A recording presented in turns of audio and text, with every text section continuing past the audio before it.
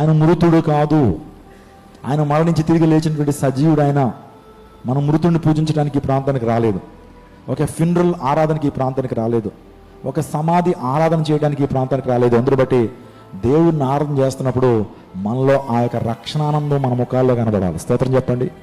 యేసయ్యను ఆరాధించడం ఎంత గొప్ప ప్రివిలేజ్ అండి అది. కాబట్టి ఈ రోజున రాజకీయవేత్తలు ఉంటారు, వారికి నైతికత లేకపోయినా వెనకాల జిందాబాద్ జిందాబాద్ అని వాళ్ళని ఎంతో పొగుడుతుంటారు, వాళ్ళకి ఎంతో ఘనతిస్తుంటారు. మరి మన ప్రభుకి ఎన్ని జిందాబాదులు కొట్టాలి? మన ప్రభు గొప్పతనాన్ని బట్టి ఆయన ఎంతగా పొగడాలి, మనం ఆయన ఎంతగా ఆరాధించాలి.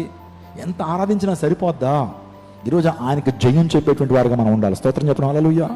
క్యారెక్టర్ లేనిటువంటి వారికే ప్రజలు ఈ రోజున అందలాలు ఎక్కించి పూలదండలు వేసి వీరికంటే గొప్పవారు లేరని అనేక మంది పొగుడుతుంటే, అసలు స్తుతులకు అర్హుడు, ఘనతకు పాత్రుడు అనేటువంటి యేసయ్యను ఏ రీతిగా స్తుతించాలి, మనం ఏ రీతిగా ఆరాధించాలి?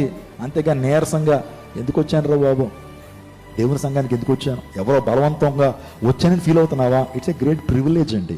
ఇది గొప్ప ఆధిక్యత. ప్రభు సంఘంలో కూర్చోవటమే గొప్ప ఆధిక్యత.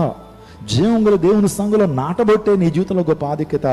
అదే ఆశీర్వాదానికి తొలిమెట్టు అనే విషయాన్ని మీ జ్ఞాపకం చేస్తున్నాను. యేసు ప్రభు వారు సజీవుడు.